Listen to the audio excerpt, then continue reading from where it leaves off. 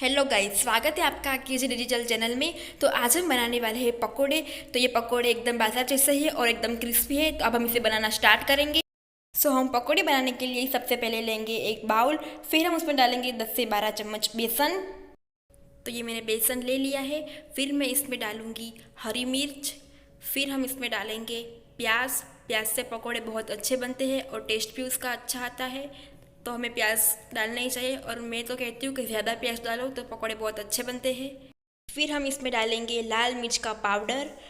फिर हमें डालना है 1 चम्मच जीरा पाउडर। फिर हम डालेंगे 1 चम्मच नमक, वो टेस्ट के हिसाब से ले सकते हैं आप। फिर हम डालेंगे आधा चम्मच हल्दी पाउडर। हम डालेंगे उसमें धनिया, इससे टेस्ट अच्छा आता है। अब हम इसमें डालेंगे सूखी हुई कसूरी मेथी। ये आपके पास ना हो तो आप ना डालें तो भी चलेगा, लेकिन हो तो आप ज़रूर डालें, इससे टेस्ट अच्छा आता है। फिर हम इसे अच्छे से मिक्स कर देंगे, हमें इसे चम्मच से ही हिलाना है। फिर हम इसमें डालेंगे थोड़ा सा पानी। फिर से हमें इसे अच्छे से मिक्स कर देना है।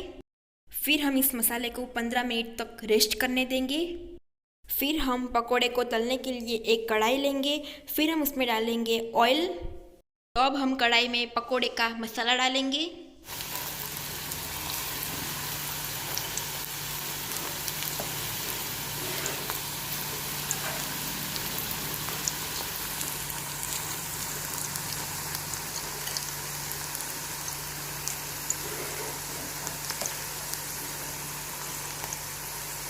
तो अब हम इसे एक प्लेट में निकाल लेंगे और ध्यान रहे कि पकोड़े कच्चे ही रहने देंगे और हमें फिर से तलना है ताकि पकोड़े क्रिस्पी बने और एकदम बाजार जैसे ही लगे। अब हम ऐसे ही बारी बारी से सारे पकोड़े तल लेंगे।